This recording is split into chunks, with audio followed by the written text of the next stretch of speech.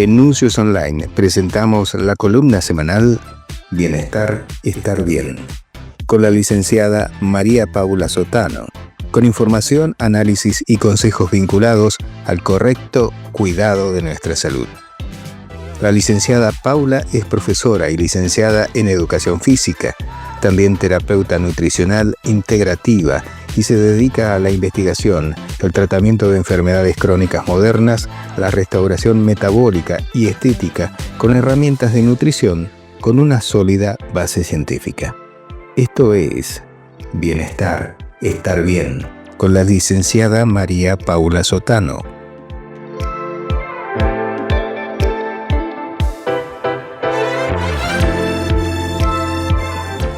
Buenas tardes a todos, bienvenidos una vez más a nuestra columna semanal sobre salud metabólica, sobre un cambio en los paradigmas que conocemos sobre la salud y sobre el tratamiento de las enfermedades.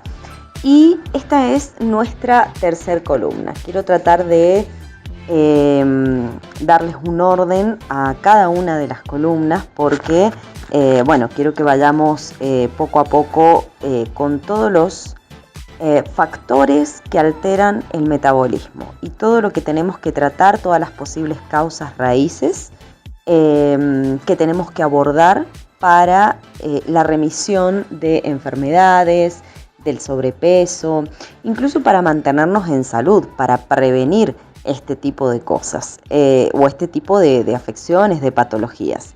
Entonces, siguiendo un poco con el tema de alimentación, a mí me gusta, yo soy una experta en la alimentación baja en carbohidratos. La alimentación baja en carbohidratos tiene un amplio espectro, ¿sí? Tenemos una alimentación más de tipo low carb, donde siempre en este tipo de alimentación priman las proteínas y las grasas, proteínas animales y sus grasas o algunas otras grasas vegetales que son saludables, ¿sí? Pero al mismo tiempo la fibra, muy importante, los vegetales, pero como complemento a nuestros platos, y el tipo de carbohidrato es muy importante cuando los vamos a consumir. En una alimentación de tipo low carb, si bien los carbohidratos son en un nivel bajo, pero aún así utilizamos carbohidratos de altísima calidad en el caso de que la persona los quiera consumir, porque también son opcionales, ¿no? Y los carbohidratos que utilizamos son estacionales, son locales, corresponden a un momento dado de la ciudad en la que vivimos. Esos son los más óptimos, y también que tengan un menor nivel de toxicidad, de antinutrientes, que no produzcan inflamación. Obviamente hay que tratar de manera individual a los pacientes, porque muchas veces con enfermedades gastrointestinales, cuando hay problemas intestinales, algunos alimentos de origen vegetal pueden caer mal, así que esos hay que removerlos por un cierto tiempo, hay que bioindividualizar al paciente. Pero en términos generales, los carbohidratos de mejor calidad son las frutas, son los tubérculos, sumado a los vegetales, ¿sí? Entonces, en una alimentación más de tipo low carb, se encuentran todas las frutas de estación y los tubérculos, además de los vegetales, en un nivel adecuado, ¿sí? Y también de acuerdo a el contexto de la persona, si hace ejercicio, si no hace, cómo es su trabajo, cuál es su ambiente de luz, cómo duerme, entre otras cosas. Y si está sana metabólicamente o no, ¿bien? Porque si hablamos de una persona diabética, la fruta no sería óptima hasta que esa diabetes tipo 2 se pueda resolver. Y ahora vamos a hablar de eso. Una alimentación más cetogénica también es un tipo bajo en carbohidratos, solamente que ya no cuenta con los almidones y con las frutas más altas en azúcar. Por lo menos en un primer periodo, en una primera instancia, en primeros meses donde tratamos de adaptar el cuerpo al uso de la grasa como combustible, tanto de los cuerpos cetónicos, que es un metabolismo de la grasa alternativo muy eficiente para nosotros, siempre nos ha acompañado en nuestra evolución, y los ácidos grasos. Bien, y obviamente lo que queremos es inducir la flexibilidad metabólica. Con el tema del uso y no uso de carbohidratos, que es algo que se ha perdido en la era moderna. La flexibilidad metabólica significa que el cuerpo va a hacer uso de grasas o de carbohidratos según haya disponibilidad, pero de manera inmediata. ¿Y por qué hemos perdido esta flexibilidad? Porque al tener una alimentación muy alta en carbohidratos, según las pautas dietéticas convencionales desde hace ya varias décadas, estamos muy acostumbrados a usar la glucosa como combustible, a comer carbohidratos de altísimo índice glucémico, índice insulinémico, productos ultraprocesados que alteran muchísimo el metabolismo de la glucosa. Entonces la persona no es capaz de acceder rápidamente al depósito graso cuando pasa tiempo sin comer, que es lo más óptimo. Nosotros debemos hacer un reposo digestivo. De hecho, sabemos al día de hoy que no estamos diseñados para comer más de 3 veces en el día. Entre 1, 2 y 3 veces, según el contexto, según la oportunidad, según el día, según la circunstancia, porque nosotros hemos prosperado metabólicamente, a nivel cognitivo, energéticamente, bajo desafíos nutricionales. Los desafíos nutricionales son muy importantes para nosotros y nuestro cuerpo tiene que ser capaz de afrontarlos. Lo mismo que los desafíos ambientales. Los desafíos, me refiero a la temperatura, que ya vamos a abordar ese tema. Entonces es muy importante tener periodos sin comer, que es lo que se llama ayuno, que ya voy a ir ahí en la próxima columna, principalmente el reposo digestivo y el tema de la alimentación. Cuando haya que comer, en qué momento comer, eso también es muy importante. Y bueno, siguiendo con el tema, después tenemos una alimentación más de tipo carnívora, que es lo más bajo en carbohidrato. Prácticamente cero carbohidrato, porque se trata de alimentos de origen animal únicamente. Esa alimentación se usa mucho como tratamiento de enfermedades gastrointestinales por un periodo de tiempo. También se utiliza para fines estéticos, también se utiliza para una restauración digestiva. En momentos del año es muy útil por algunos días, algunas semanas. Eso lo vemos nosotros en consulta, pero más o menos les doy una introducción para que tengan en cuenta de qué se trata una alimentación baja en carbohidratos. A mí me gusta mucho utilizar el tipo de animal base, o sea, una alimentación basada en animales, donde priman por sobre todas las cosas las proteínas animales. En una próxima columna les voy a hablar sobre la ventaja de que haya una mayor proporción de proteínas animales, al revés de como hemos estado sabiendo en las últimas décadas, obviamente por pautas, por conveniencias industriales y muchas otras cosas. Básicamente las guías de tratamientos actuales se basan en restricción calórica sostenida en el tiempo, lo cual no es viable. Una alimentación baja en grasas, porque ustedes mismos deben saber que siempre se nos ha aconsejado comer productos light, comer bajo en grasa, quitarle la grasa a la carne, que la grasa de la carne es mala, que la yema del huevo es malo, que los lácteos enteros son malos. Bueno, nosotros hoy sabemos perfectamente que eso no es así, ya hay mucha información, pero aún así todavía hay profesionales que tratan todos los patrones de dieta, ya sea para salud o ya sea para el tratamiento de una condición, con estas pautas. Y el tema es que nos brindan grandes cantidades de carbohidratos que ni siquiera tienen calidad nutricional,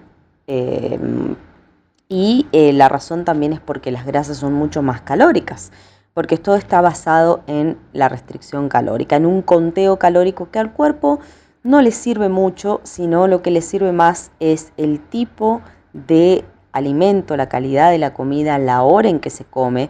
De hecho, volviendo a las proteínas animales, la carne genera un déficit por sí solo, por solo consumirlas, porque tienen un alto efecto térmico. producen un gasto energético elevado, mayor a lo largo del día y mayor saciedad. Entonces, en realidad, estas pautas, estas direcciones no nos han servido de mucho porque nos ayudan a bajar de peso un tiempo y después se hace insostenible, volvemos a subir, volvemos a los hábitos anteriores, tenemos muchísima ansiedad, tenemos mucho deseo de dulce, de carbohidrato, pensamos constantemente en la comida, tenemos que comer a cada rato, lo cual eso es bastante dañino para nuestro metabolismo.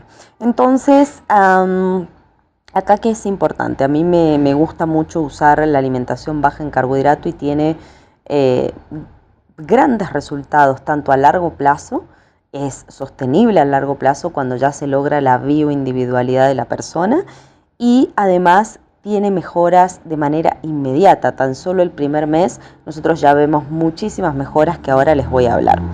Por ejemplo, acá hay un metaanálisis de estudios aleatorios, ensayos controlados, aleatorizados, que es una de las evidencias más rigurosas que hay sobre las dietas cetogénicas versus las dietas altas en carbohidratos en pacientes con obesidad, con sobrepeso, con diabetes. Y acá es muy importante porque una de las causas que se asocia con estas dos condiciones es la resistencia a la insulina, son los niveles elevados de la hormona insulina por causa de un consumo alto de carbohidratos de mala calidad y de un ambiente de luz inadecuado.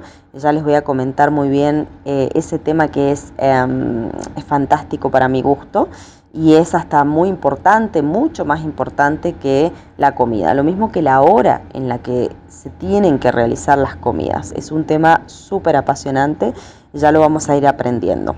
Pero ¿qué es lo que pasa? Cuando bajamos los carbohidratos se produce una reducción de los niveles de esta hormona que es producida por las células betas del páncreas cada vez que nosotros comemos. Siempre hay una elevación de insulina, solo que cuando comemos alto nivel de carbohidratos se produce un pico de azúcar, pico de glucosa, pico de insulina.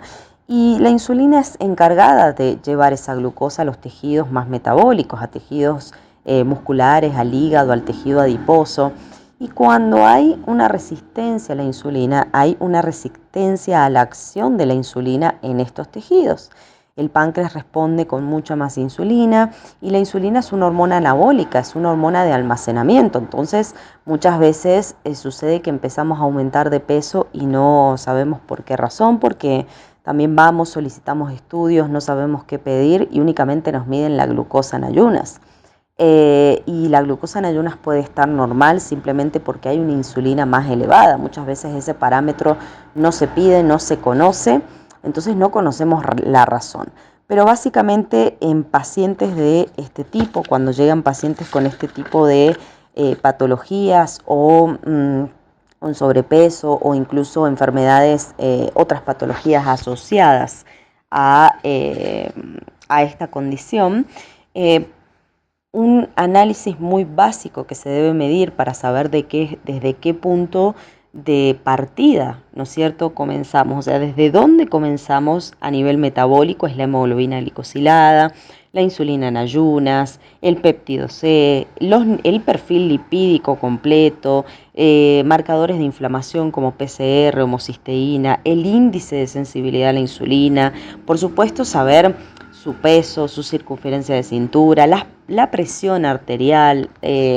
Todos estos marcadores se ven afectados cuando hay diabetes, prediabetes, resistencia a la insulina, hipertensión, sobrepeso, obesidad y otras enfermedades que están asociadas.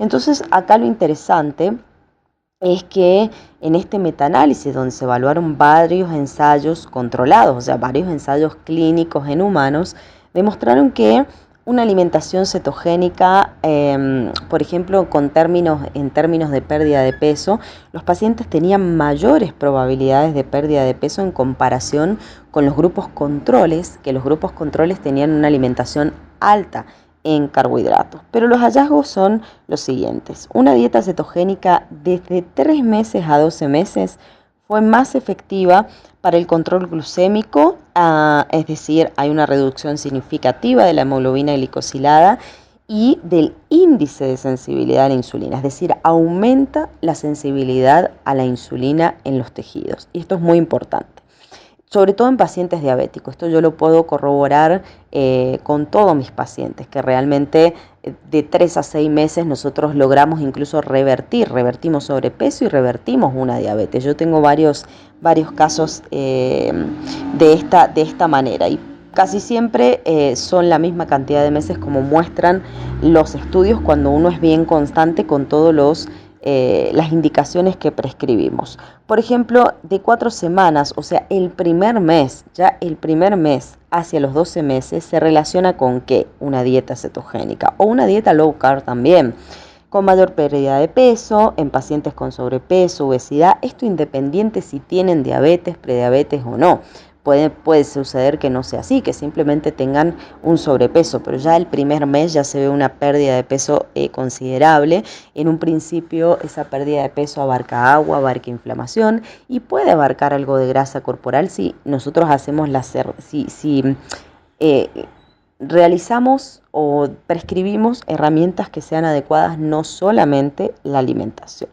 Por ejemplo, desde 4 días hasta 2 años, fíjense, desde 4 días hasta 2 años, una dieta cetogénica conduce a mejores perfiles de lípidos, a niveles de triglicéridos más bajos, HDL más alto, lo cual es la proporción, la relación que nos importa. 4 semanas es suficiente para que pacientes con obesidad disminuyan la ingesta de alimentos, regulen el apetito, el hambre, además de perder en promedio hasta 7 kilos, entre 6 y 7 kilos. Esto es muy importante porque uno a veces piensa que cómo va a ser para reducir o para dejar las harinas, para dejar los azúcares, para dejar los carbohidratos. En realidad esa es la primera medida preventiva, pero tenemos que hacer un reemplazo por una alimentación que sea óptima, que sea densa en nutrientes, que induzca saciedad, que regule muy bien las hormonas.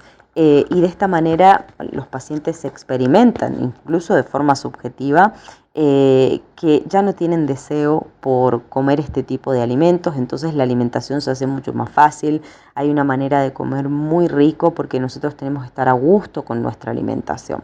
Esto es muy importante. Los niveles de hemoglobina glicosilada son notablemente más bajos, disminución de glucosa por postprandial, aumento de la sensibilidad a la insulina. Y bueno, esto es muy importante. La presión arterial sistólica y diastólica baja mucho más que en una dieta a lo mejor con restricción calórica y con más alto nivel de carbohidrato. La circunferencia de cintura disminuye, es decir, disminuimos grasa visceral, esto acompañado con un buen sueño, con una hora de comer que sea óptima, con el ejercicio. Eso ya lo vamos a hablar bien. A veces el ejercicio se torna más complicado en pacientes que no están acostumbrados a hacerlo, pero es indiscutible, es innegociable, una necesidad biológica, como siempre lo digo. Ya en 2019 la Asociación Americana de Diabetes respalda una dieta baja en carbohidratos para el control, por ejemplo, de la diabetes, solo que siempre estas asociaciones están en favor o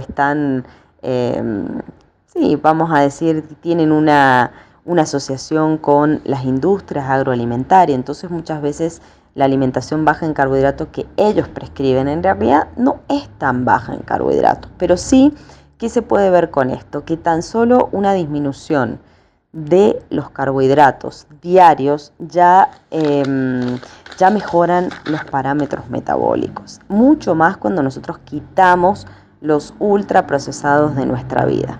Y de ahí empezar a ajustar con el tema de la alimentación. Por supuesto, esto es a nivel informativo. Esta información que yo doy en esta columna no es un consejo médico, es decir, es información para que nosotros abramos la mente, conozcamos los paradigmas, conozcamos que hay otra salida, conozcamos que hay remisión de las enfermedades, sobre todo de tipo metabólica, y que esto por supuesto tiene que ir acompañado cuando la persona no conoce a